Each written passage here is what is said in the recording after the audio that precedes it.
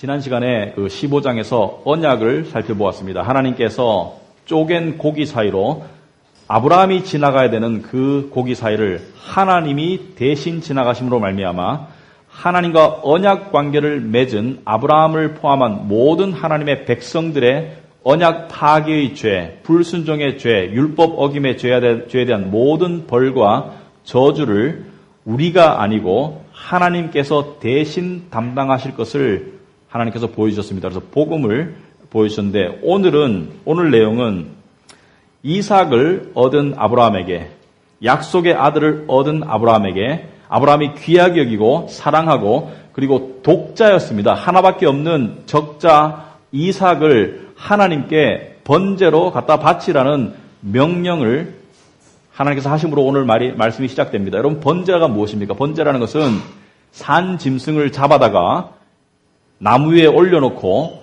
불에 태워서 하나님께 드리는 제사가 번제, burnt offering이죠. 번제로 드리라. 그런데 지난 시간에 얘기했듯이 믿음이라는 것은 하나님이 먼저 주셔야 됩니다. 하나님이 믿도록 해주셔야 돼요. 하나님께서 은혜를 통해서 우리에게 믿음을 주셔야 되지만 이 믿음이 자라고 완성되고 깊어지는 것은 하나님이 주도적으로 인도하심에 대한 우리의 순종이 따른다. 그래서 우리가 믿음은 들음에서 난다. 믿음은 예수 그리스도의 말씀을 우리의 머리로 듣고 이해하면서 출발하지만 그 말씀이 내 가슴으로 내려가서 확신이 되고 그리고 그것이 나의 손을 통해서 행함으로 나올 때 믿음이 비로소 완성된다고 그렇게 말하고 있습니다. 그래서 헤드로 들어간 지식이 하트로 내려가가지고 확신이 되고 그리고 핸드를 통해서 나올 때 헤드, 하트, 핸드로 통해서 믿음이 완성된다. 그래서 행함이 믿음을 만들어내는 것은 아닙니다. 믿음은 주어지는 것입니다. 그러나 행함은 믿음을 완성해 나가고 믿음의 깊이를 더해 나가고 믿음이 올바른 믿음으로 나아가도록 하는 데는 반드시 행함이 따른다. 자, 오늘 하나님께서 아브라함에게 원하는 행함이 무엇인가?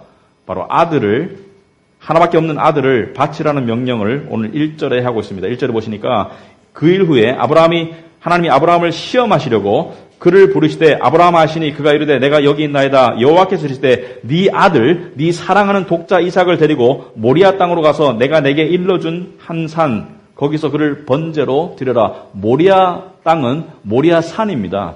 이 모리아 산에 가가지고 그 산 중에 한 산, 그러니까 산맥 중에 한 산에 올라가서 산 위에서 번제로 드리라고 하나님께서 명령하시는 것입니다. 이 이야기를 들었던 아브라함은 굉장히 혼란스럽고 굉장히 당황했을 것입니다. 첫째는 하나님은 사랑의 하나님이고 은혜의 하나님인데 많은 사람들이 이 성경 구절을 읽으면서 의아해하고 하나님을 이해할 수 없다고 또 하나님을 오해하기까지 합니다. 어떻게 사랑의 하나님이 아버지에게 아들을 번제로 바치라고 할 수가 있는가? 어떻게 그런 명령을 할 수가 있는가? 어떻게 그렇게 잔인하고 비인간적이고 그리고 사랑에 위배되는 명령을 하실 수가 있는가? 물론 하나님께서 원래 의도는 그것이 아닙니다. 하나님은 인간을 제물로 바치던 구약의 풍습을 하나님은 싫어하셨고 그리고 죽음으로 다스리도록 했습니다. 그러므로 하나님은 인간을 희생물로 바치는 것을 진짜 원하신 것은 아니지만 이 상황 속에서 아브라함은 하나님께서 그것을 명령하셨기 때문에 내 아들을 인간을 희생의 제물로 어떻게 바치라고 할 수가 있는가? 그리고 두 번째로 아브라함이 의아한 것은 하나님께서 이 아들을 통해서 큰 민족을 이루겠다고 약속하셨는데 그러면 그 약속과 이 아들을 번제로 바치라는 이 명령 사이가 병립할 수 없고 서로 모순되는 것이죠. 이 아들이 살아서 장가를 가고 그 다음에 자식을 낳고 번성하고 생육해야지 큰 민족이 될 수가 있는데 이 아들을 번제로 바치게 되면 하나님의 약속이 이루어질 수 없는 이율배반적인 명령 앞에 아브라함은 지금 서 있는 것입니다. 그런데 이해할 수 없고 도저히 납득할 수 없는 하나님의 놀라운 명령에 아브라함은 놀라운 순종으로 반응합니다.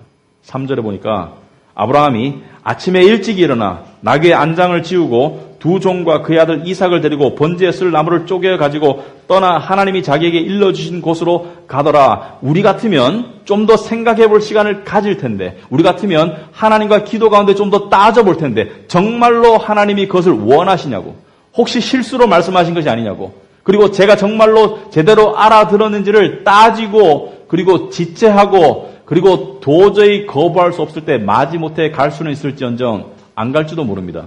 근데 아브라함은 그 다음날 아침에 일찍 일어나서 갔다는 것은 즉각적인 순종으로 지금 반응했다. 여러분, 믿음은 두 가지 종류가 있습니다. 하나는 주어지는 믿음이 있습니다. 그리고 다른 하나는 살아가는 믿음이 있습니다.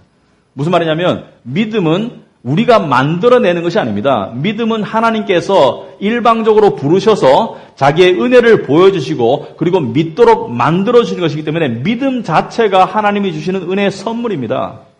내가 믿기로 결심했어도 그 믿기로 한 결심이 있기 이전에 하나님의 택하심이 있고 하나님의 불러주심이 있고 하나님의 은혜를 깨닫게 해주심이 있기 때문에 우리가 믿도록 반응되어지는 것이지 믿음을 인간이 스스로 만들어낼 수가 없는 것입니다. 그런데 이 믿음이 살아가는 믿음으로 또 나타나는 것입니다. 무슨 뜻이냐면 믿음을 받은 믿음의 백성들이, 믿음의 사람들이, 성도들이 이 믿음이 행동으로 나오고 순종으로 나오는 것을 살아가는 믿음이라고 하는데 이 받은 믿음과 주어지는 믿음과 살아가는 믿음이 다른 믿음이 아니라 같은 믿음이죠.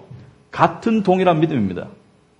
예를 들어서 이 컴퓨터가 있어요. 랩탑이든지 데스크탑이든지 컴퓨터가 있는데 이 컴퓨터가 전기가 들어오지 않으면 그냥 고철 덩어리, 플라스틱 덩어리에 불과하죠. 근데 컴퓨터에 전기가 들어오면 컴퓨터가 부팅이 됩니다. 컴퓨터로서 존재감을 부여받게 되는 것이죠. 나는 컴퓨터야. 나는 고철 덩어리가 아니고 나는 플라스틱 덩어리가 아니고 나는 컴퓨터야. 그래서 고철 덩어리에서 컴퓨터로 전환할 수 있는 유일한 길은 전기가 들어와야 됩니다. 그리고 또 동시에 전기가 들어온 컴퓨터는 부팅이 되고 난 다음에 컴퓨터로서의 기능을 할 수 있습니다. 워드 작업이나 인터넷 검색이나 여러 가지 기능을 할 수가 있는 것이죠. 그런데 이 컴퓨터에 들어온 전기는 컴퓨터가 컴퓨터로서 존재하도록 만들어주지만 또 동시에 컴퓨터가 자기의 기능을 하도록 행위가 나오도록 만들어줍니다. 마찬가지로 하나님이 우리에게 주신 믿음은 우리가 하나님의 백성이라는 존재를 가지고 부여받는 그 믿음이지만 또 동시에 우리가 하나님의 백성으로 살아가고 행동하고 순종하는 행위로 기능으로 나타나게 되어 있다. 그래서 이 전기가 들어와야지 컴퓨터가 되고 작동하듯이 하나님이 믿음을 주셔야지 우리가 믿음으로 살아갈 수가 있는데 컴퓨터가 작동을 안 한다면 우리는 전기가 들어왔는지 의심해 봐야 됩니다. 마찬가지로 우리가 신앙생활 가운데 나아감이 없다면 믿음의 자람이 없다면 성장과 성숙이 없다면 혹시 내 안에 믿음이 들어온 건 사실인지를 생각해 보아야 됩니다. 왜냐하면 믿음을 받았다고 하면서 거기에 따르는 순종과 행함의 반응이 없다는 것은 그것은 믿음이 가짜 믿음일 수가 있다. 야고보서 2장 20절에 이런 말씀이 있습니다. 아, 허탄한 사람아. 여러분 주보에 나와 있죠. 행함이 없는 믿음이 헛것인 줄을 알고자 하느냐? 여기서 헛것이라는 것은 useless. 아무 소용없는 것인 줄 알고자 하느냐? 우리 조상 아브라함이 그 아들 이삭을 제단에 바칠 때 행함으로 의롭다 하심을 받은 것이 아니냐? 내가 보거니와 믿음이 그의 행함과 함께 일하고 행함으로 믿음이 온전하게 되었느니라. 굉장히 헷갈리지만 중요한 말씀입니다. 원래는 믿음을 통해서 의로워지는데 행함이 아니라 로마서 4장에 보면 행함이 아니라 믿음을 통해서 의로워지는데 지금은 행함으로 의로워진다. 이게 헷갈리는 말이느냐. 처음엔 행함이 아니라고 그래놓고 앞에 행함과 뒤에 행함이 틀린 것이죠. 앞에 행함은 행함을 통해서 믿음을 얻으려는 노력은 소용이 없다는 것입니다. 내가 아무리 노력해봤자 내가 아무리 종교적인 활동을 해봤자 그 활동이 나를 의롭게 만들지는 않는다는 것이에요. 그러나 뒤의 행함은 믿음을 받은 자들의 반응으로서의 행함이죠. 반응으로서. 컴퓨터는 아무리 노력해도 전기를 끌어올 수가 없어요. 전기를 누가 꽂아줘야 돼요. 그러나 전기가 꽂히면 거기에 따른 행함이 나오게 되어 있다는 것이죠. 그 반응으로. 전기가 들어왔기 때문에. 그러므로 전기가 들어왔는데도 반응이 없으면 전기가 들어간 것이 소용이 없는 것이다. 그러므로 행함이 없는 믿음은 죽은 믿음이다. 아무리 전기를 꽂아줘도 컴퓨터가 살아나지 않고 작동하지 않으면 그 전기 자체가 소용이 없게 된다는 것이죠. 여러분 교회 안에 보면 신앙생활에 자람이 없는 사람이 있습니다. 같은 코스를 계속 반복하는 사람이 있어요. 나타났다가 사라졌다가 믿음이 있는 듯 하다가 없는 듯 하다가 제자리 걸음을 10년째 계속하는 사람도 있습니다. 왜 그렇습니까?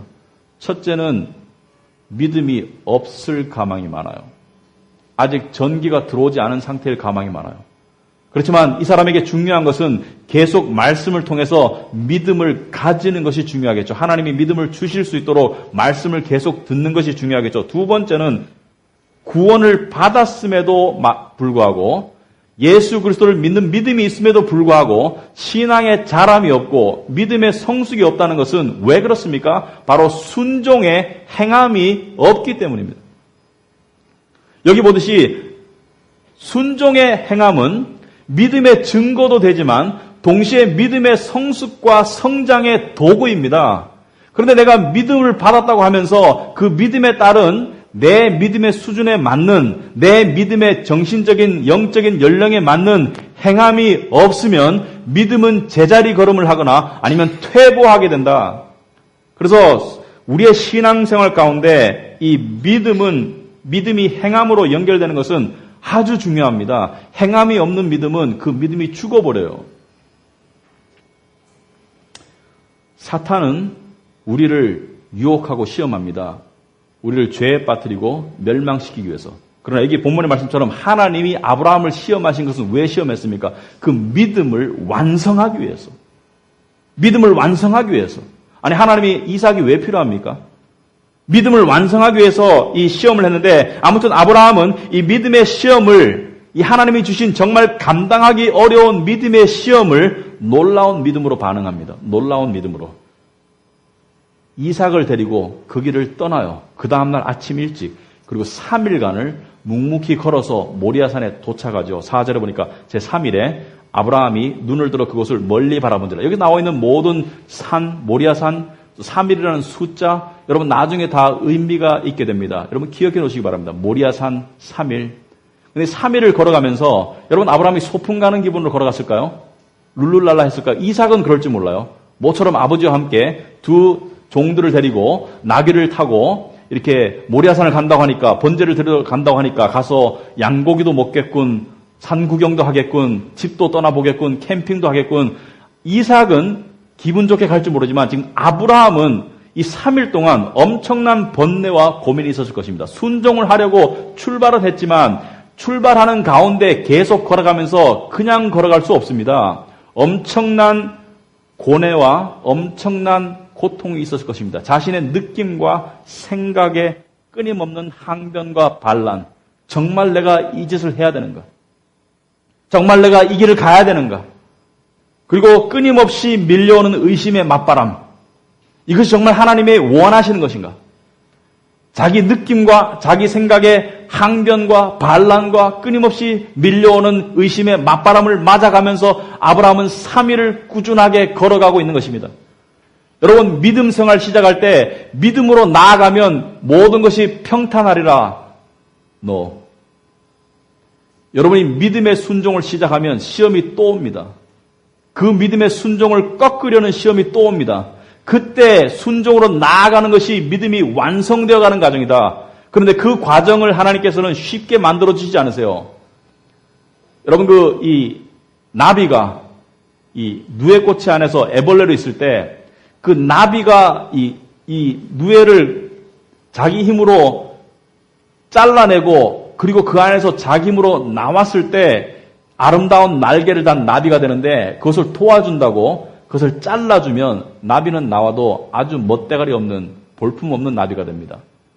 믿음으로 몸부림치고 나오려는 그 고통의 순간을 하나님은 다 지켜보시고 함께 아파하시지만 그 과정을 쉽게 만들어주지는 않습니다. 이 논리적으로 상식적으로 도저히 납득이 될 수 없는 내 오장육부가 다 거부하고 싶은 하나님의 명령을 순종하는 모습을 유지하는 아브라함의 비결이 뭐냐? 그것은 철저한 자기 부인의 믿음입니다. 무슨 뜻이냐? 잠언 3장 5절 6절에 이런 말씀이 있습니다. 너는 마음을 다하여 여호와를 신뢰하고 네 명철을 의지하지 말아라. 너는 범사의 그를 인정하라. 그리하면 내 길을 지도하시리라. 이 말씀이 무슨 뜻입니까? 너는 마음을 다하여 온 마음을 다하여 여호와를 신뢰라. 그리고 네 명철을 your own understanding, 네가 가지고 있는 상황 인식, 네가 가지고 있는 지식, 네가 가지고 있는 느낌을 철저히 거부하고 의지하지 말고 여호와를 신뢰하라. 무슨 뜻입니까? 나의 상황 인식과 나의 느낌과 나의 생각과 나의 상식이 하나님의 명령과 정반대될 때 내가 아니라 하나님이 옳고 항상 옳다는 것을 인정해라. 그리하면 네 길을 지도하시리라. 하나님이 인도하시리라. 아멘. 이게 믿음입니다. 그러므로 믿음은 주관적인 자기의 생각과 느낌과 자기의 주장을 하나님의 객관적인 진리 앞에 거꾸로 틀리는 그러한 자기 부인입니다. 자기 죽임이 믿음입니다. 여러분, 신앙생활이 안 되는 사람들이 있어요.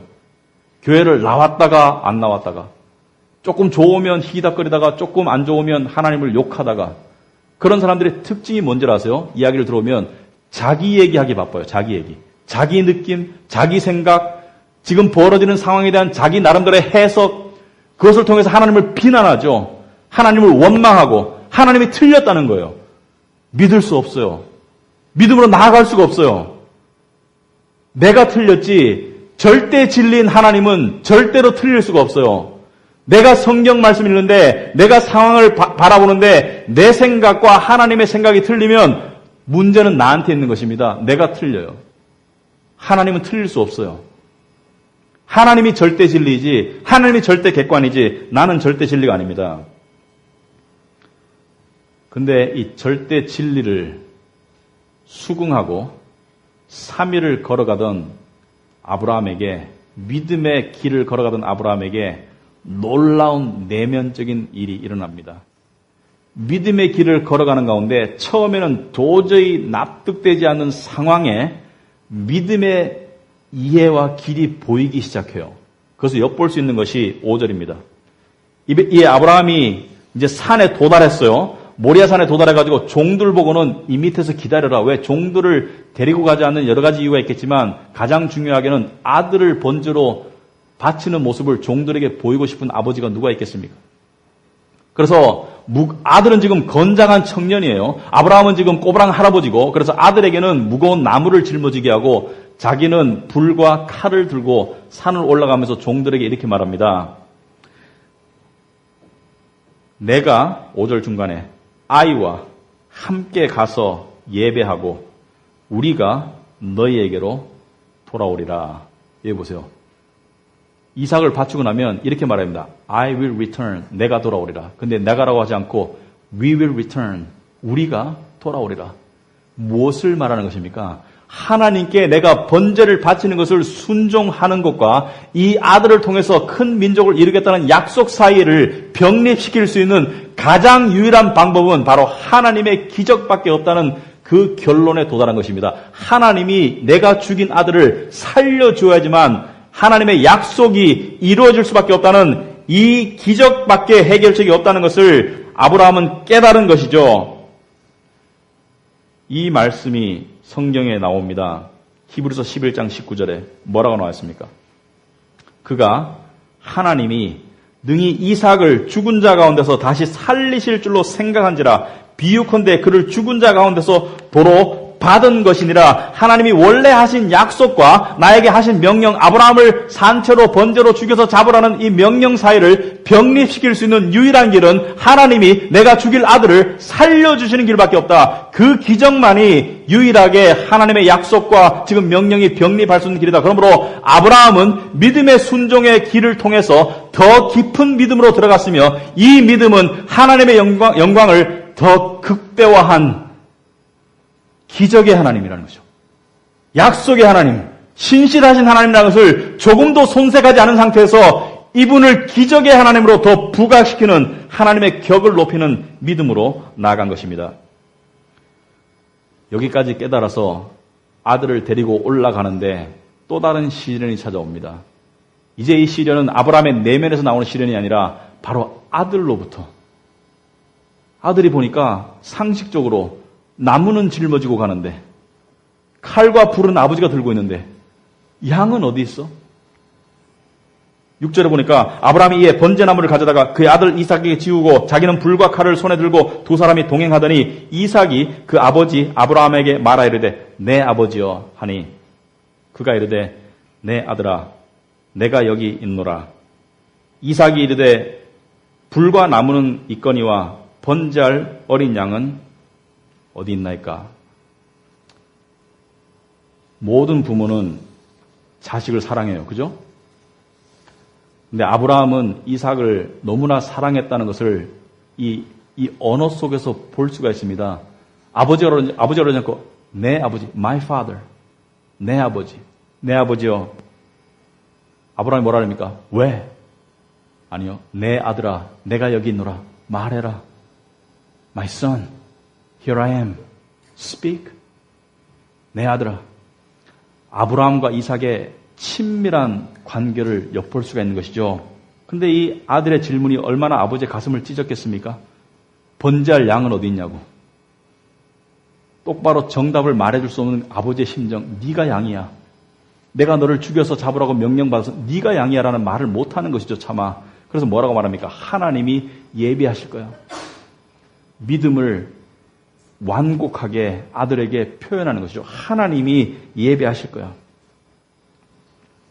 여러분, 믿음은 가족을 저버리라는 것이 아니에요. 그러나 가족의 희생이 따르더라도 하나님을 쫓는 것이 믿음이고 결국에는 그 희생이 그 가족에게 축복으로 돌아옵니다.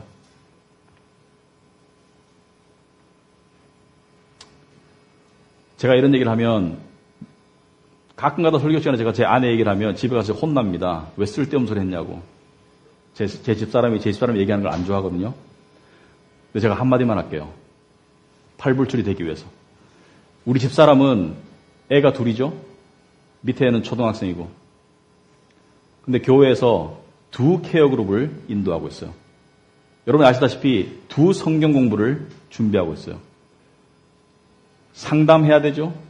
영어예배 여자 성도들 챙겨야 되죠. 영어예배 케어 그룹 챙기고 가끔가다 대접해야 되죠. 제가 봐서는 슈퍼우먼입니다.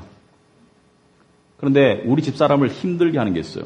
때때로 보면 2통약 먹어가면서 밤에 새벽 2시, 3시까지 성경 준비합니다. 굉장히 철저한 성격이기 때문에 제가 싫어하는 성격이에요. 같이 잤으면 좋겠는데 빨리. 그리고 음식 준비할 시간이 없어서 12시에 준비할 때도 많아요. 밤 12시에. 밥을 우리가 해먹기 때문에. 그런데 우리 집사람을 힘들게 하는 것은 2통도 아니에요. 우리 집사람을 가장 힘들게 하는 것은 시간 없음도 아니에요. 우리 집사람을 가장 힘들게 하는 것은 우리 아들을 방치해야 될 때. 아들을 보살필 수 없을 때. 그런데 제가 제 아내의 모습을 보면 매해마다 하나님께서 변화시키는 모습을 봅니다.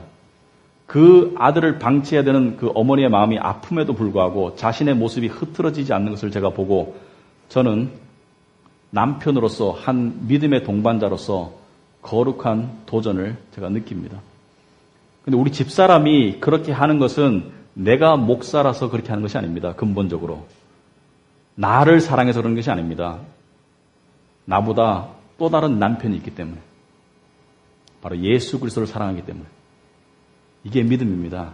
하나님의 은혜 때문에 우리가 평소에는 일반적으로는 할 수 없는 길을 가는 것을 믿음이라고 그런다. 그것을 믿음이라고 그런다. 아브라함은 이삭을 바치러 가가지고 아들을 죽이려고 칼을 딱 뽑았는데 그때 여러분 생각해 보세요. 아브라함이 이삭을 결박했어요. 여러분 이삭의 믿음도 대단합니다. 이삭은 젊은 청년이고 아브라함은 늙은 할아버지예요. 그러므로 이삭의 힘이 월등히 셉니다. 아브라함이 이삭의 동의 없이 이삭을 결박할 수가 없어요. 여러분 이삭은 아버지 정신 나가셨나요?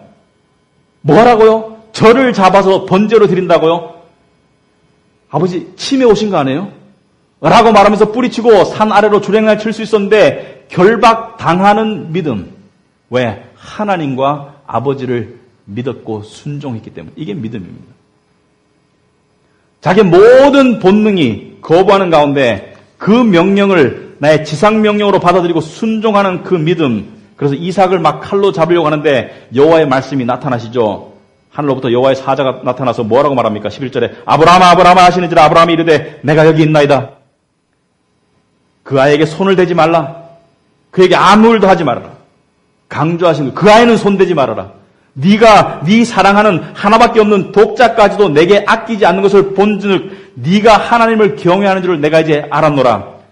아브라함이 눈을 들어보니까 숯불 속에 숫양이 뿔이 걸려 있어요. 그 양을 잡아다가 대신 드려라. 이 단어도 기억하시기 바랍니다. 대신 드려라. 모리아산 3일 대신 드려라. 그리고 순종으로 믿음을 보인 아브라함을 향해서 축복하십니다. 네 자손을 통해서 천하 만민이 복을 받을 것이다. 네 자손, 이삭이 아니라 네 궁극적인 자손, 네 집안에서 나올 예수 그리스도를 통해서 모든 민족, 미국 사람, 한국 사람, 중국 사람, 모든 민족과 열방이 구원의 복을 받을 것이다. 그리고 그 네 씨는 네 대적의 성문을 차지하리라. 이 대적의 성문, 사탄과 마귀와 세상의 성문을 차지한다는 것은 승리할 것이다. 네 아들이 승리할 것이다. 네 씨가 승리할 것이다. 바로 오실 메시아에 관한 예언입니다. 그런데 아브라함은 무엇을 통해서 믿음의 시험을 받았습니까? 두 가지로 볼 수 있습니다. 하나는 드림이고 하나는 순종입니다. 아들을 드림과 그 명령을 순종함, 같이 가는 것이지만 따로 볼 수 있겠죠. 드림과 순종을 통해서 하나님께 기쁘시게 하는 자라, 하나님을 기쁘시게 하는 믿음의 경지에 이를 수 있었던 것이다. 여러분, 성경에는 하나님께 드리라는 명령이 나와 있습니다. 여러 가지 것들 중에 우리가 소중히 여기는 대표적인 것이 있습니다. 돈과 시간을 드리라는 명령이 나와 있습니다. 그런데 성경에서 그런 명령을 하는 가장 근본적인 이유는 하나님이 그것이 필요해서가 아닙니다.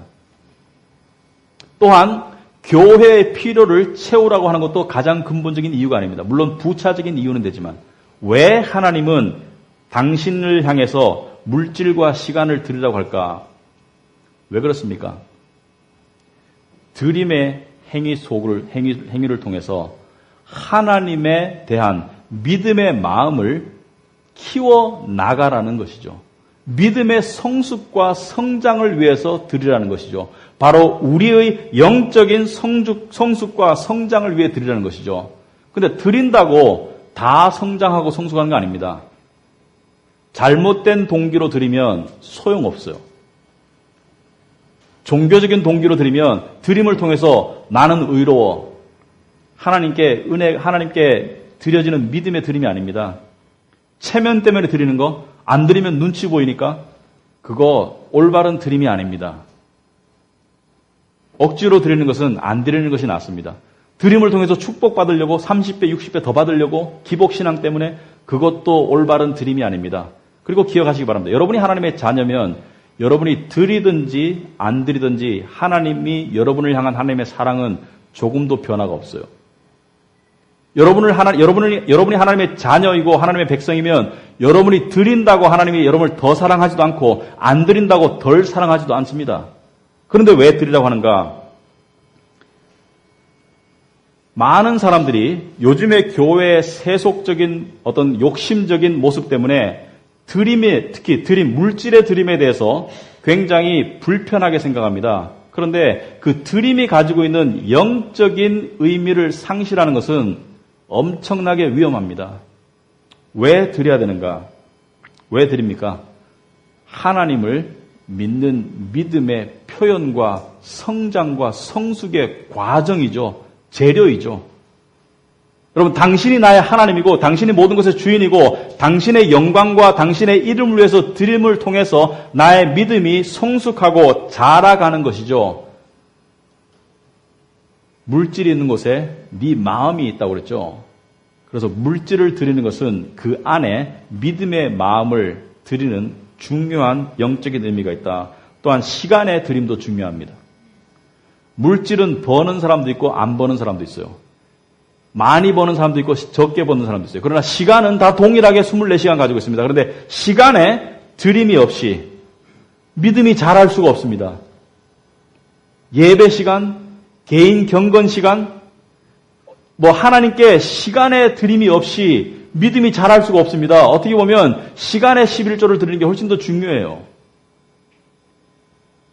내가 가지고 있는 시간 중에 내가 하나님께 드리는 시간이 얼마나 되는지를 알면, 내가 가지고 있는 물질 중에 내가 하나님께 드리는 것이 얼마나 되는 줄 알면 그 사람의 신앙의 지금 수준을 알 수가 있습니다.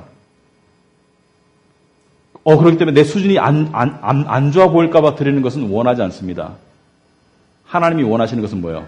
마음의 믿음을 가지고 할 수 있도록 그것을 원하시는 것입니다. 신앙생활은 최소한의 시간 투자를 통해서 최대의 효과를 얻는다는 경제 원리가 적용되지 않습니다. 신앙생활은 심은 대로 거두는 것입니다.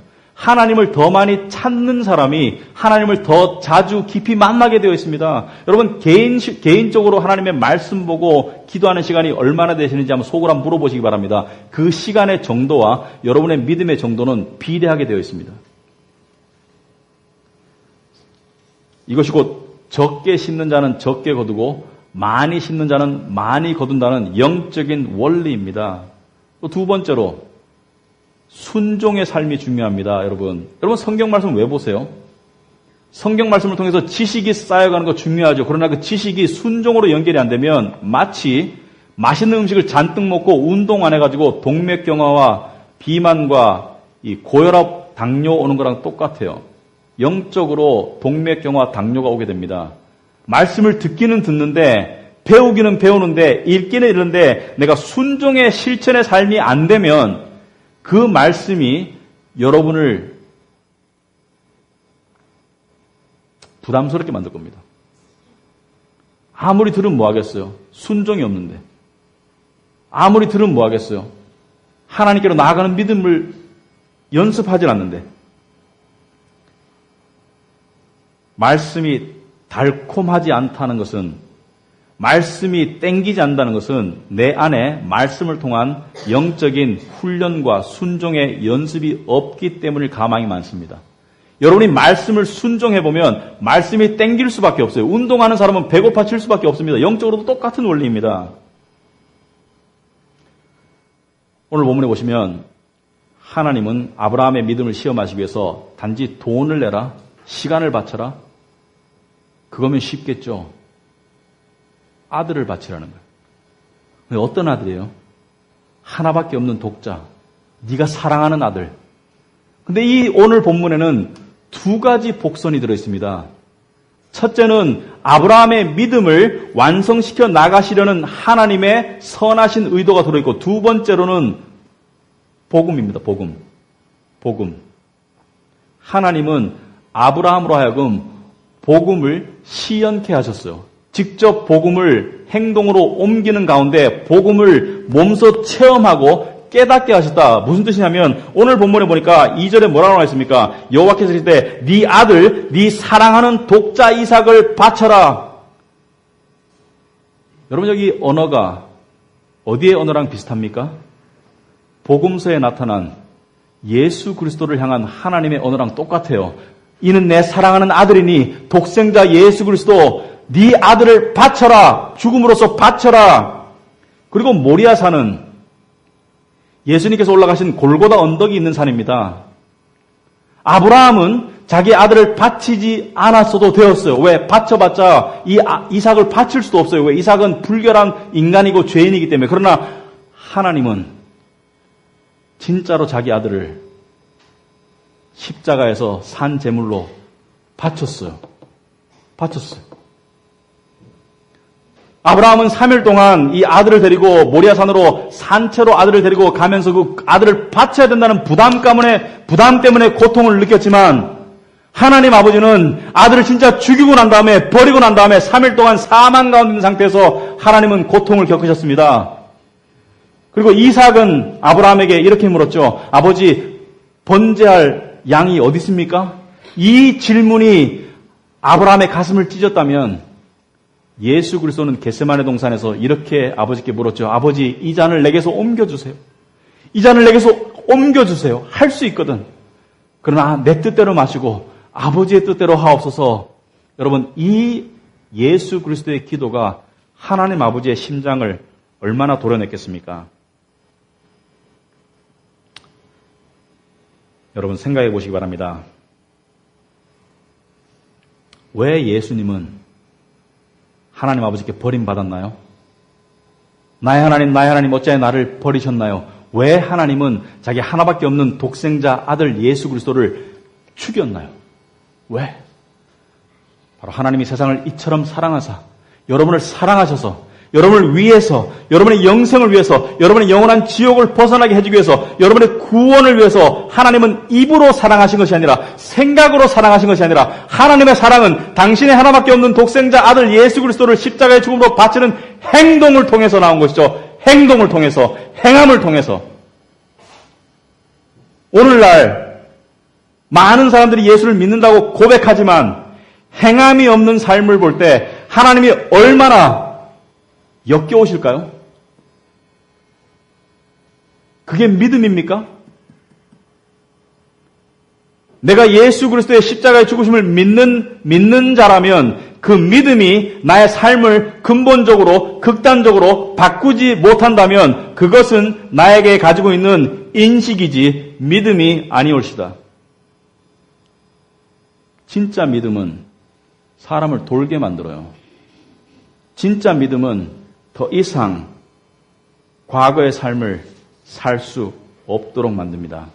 진짜 믿음은 변화하는 행동으로 나오지 않을 수가 없습니다. 그리고 변하는 행동은 믿음을 또 다른 단계로 끌어올립니다. 그러므로 믿음과 행함은 두 바퀴와 같은 것이에요. 신앙생활의 두 바퀴. 믿고 순종하고, 믿고 순종하고, 믿음만 돌려서는 앞으로 나가지 못하고 제자리를 뺑뺑 돌게 됩니다. 믿음만 돌려보세요. 한 바퀴만 돌려보세요. 제자리를 뺑뺑 돌게 됩니다. 여러분, 제가 하나 묻고 싶습니다. 우리 같은 죄인이 살 수 있는, 살아계신 하나님을 섬기는 삶보다 더 의미 있고, 더 고귀하고, 더 멋있는 삶이 있어요? 있으면 저한테 얘기해 주세요. 저도 따라가고 싶습니다. 그런 삶이 있다면. 만약에 하나님을 믿고 따라가는 삶보다 더 의미 있고 더 중요하고 더 고귀한 삶이 있으면 이야기해 주세요. 따라해 보게. 근데 없으면 이 믿음의 삶을 따라가시기 바랍니다. 믿음은 장난이 아니죠. 믿음은 목숨을 건 삶이죠. 믿음은 죽음을 불사하는 삶이 믿음이죠. 물어보시기 바랍니다.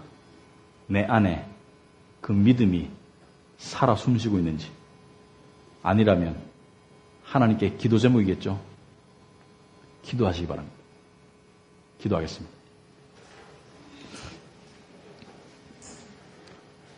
하나님 아버지, 우리에게 믿음을 주심은 우리가 세상 사람들처럼 살려고 주신 것이 아니라 세상 사람들과 달리 살라고 주신 것을 믿습니다. 아버지 하나님, 우리의 믿음 부족함을 도와주시옵소서. 우리의 믿음 부족함을 용서하여 주시옵소서. 그리고 이 믿음의 삶을 내 주관적인 느낌이나 생각이나 내 판단이나 내 욕심이 아니라 하나님의 객관적인 진리에 따라 내 몸을 쳐서 복종시키고 살아가는 믿음의 경지로 나아갈 수 있도록 주여 도와주시옵소서. 그러므로 말미암아 우리가 다 믿음의 선한 싸움을 싸우고 믿음의 경주를 충실히 달려가다가 하나님 앞에 부름받는 믿음의 용사들이 다 될 수 있도록 하옵소서. 예수님 이름으로 기도합나이다. 아멘.